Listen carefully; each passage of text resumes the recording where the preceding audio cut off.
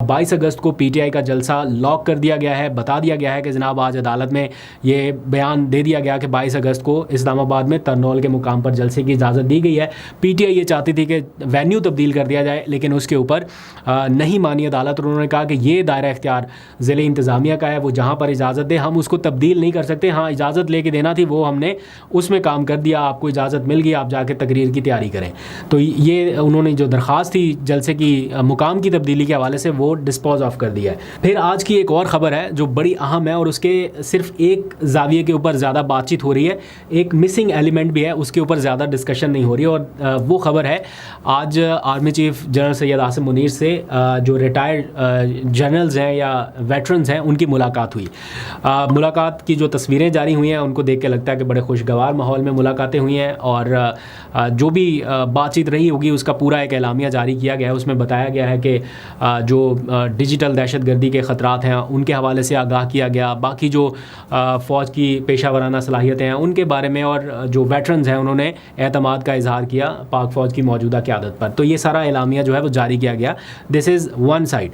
मुझे पता नहीं क्यों एक अच्छी होप नज़र आई इस सारी मुलाकात के बाद या इस बड़ी इंगेजमेंट के बाद, क्योंकि कुछ दिनों पहले मैंने कहीं पे ये स्टेटमेंट देखी थी कि वेटरन्स जो हैं यानी ये रिटायर्ड आर्मी के लोगों को कहा जाता है, यानी उन्होंने कहीं स्टेटमेंट जारी किया था, शायद मेरी नज़र से कहीं गुजरा था, कि वो मुल्क में इस्तेहकाम के लिए अपना किरदार अदा करना चाहते हैं। और ये एक मुलाकात हुई, इसमें रिटायर्ड जनरल्स भी हैं, तो हो सकता है कि फ्यूचर में या आने वाले वक्त में इस मुलाकात का कोई ऐसा पॉजिटिव इम्पैक्ट आपको नज़र आए। या ज़ाहिर बात है सलाह मशवरे होते हैं, सारे जूनियर सीनियर्स इकट्ठे हैं, तो ऐन मुमकिन है कि पाकिस्तान को आगे बढ़ाने के लिए, एक कदम आगे बढ़ाने के लिए कुछ ना कुछ सलाह मशवरे, कोई ऐसी तजावीज़ दी गई जिनके ऊपर आगे चल के अमल दरामद हो। तो मुझे तो बड़ी उम्मीद है कि शायद इस मीटिंग का कोई ना कोई आगे चल के नतीजा निकले। होपफुल तो रहना चाहिए, आप भी दुआ करें कि कुछ ना कुछ पॉजिटिव आउटकम निकले। अच्छा, दूसरा एक रिक्वेस्ट मैंने जाते जाते आप लोगों से करनी थी।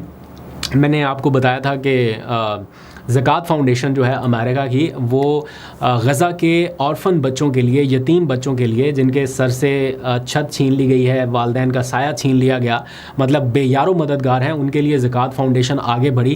उन्होंने पाकिस्तान में भी बेपनाह काम कर रखा है, अब अमेरिका में उनके इवेंट्स जारी हैं, सीरीज़ के साथ इवेंट्स हो रहे हैं, फ़ंड रेजिंग इवेंट है सिर्फ़ और सिर्फ खालिस्तन उन यतीम बच्चों के लिए जिनके सर के ऊपर इस वक्त कोई दस्ते शफ़क़त नहीं है।